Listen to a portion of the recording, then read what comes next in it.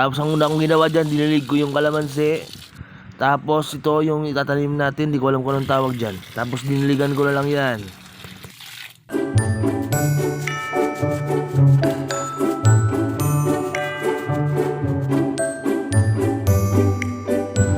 For Peter or worse.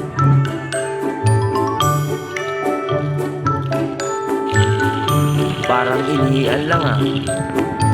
You know? Tapos ang lalaking kalamansi niya, no? Ang laki.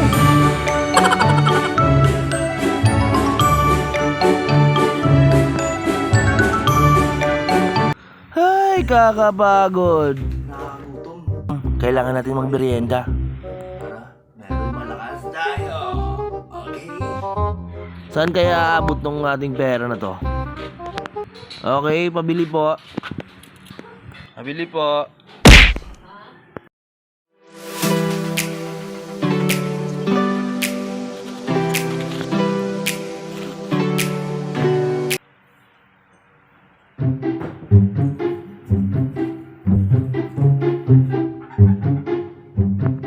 Okay guys, kukunin natin yung ating pansit canton. Pansit canton. Okay? Ito tayo.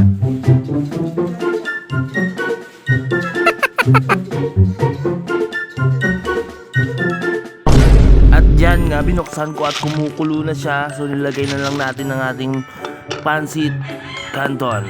Tapos sinakpan, tapos sinalo ko na, tapos iniwalay ko na siya niyan. Tapos nakita ko yung itlog natin. Uy, sumabog. Tapos nag-ready na lang tayo ng ating inumin. Royal yan.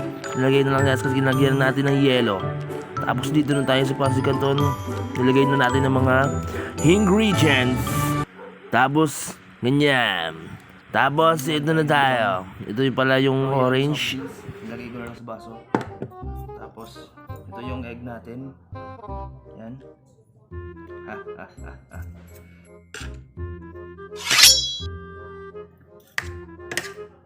Lakas nito. Okay na kaya to?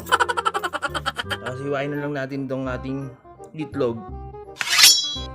Uy, uy. Okay, tikman na natin. Tikman na natin ngayon, okay? Okay, ito yung itlog, oh.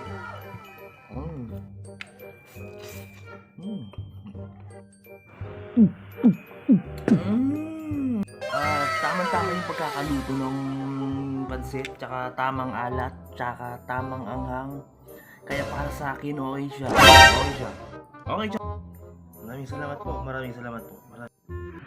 At dyan na po nagtatapos ang ating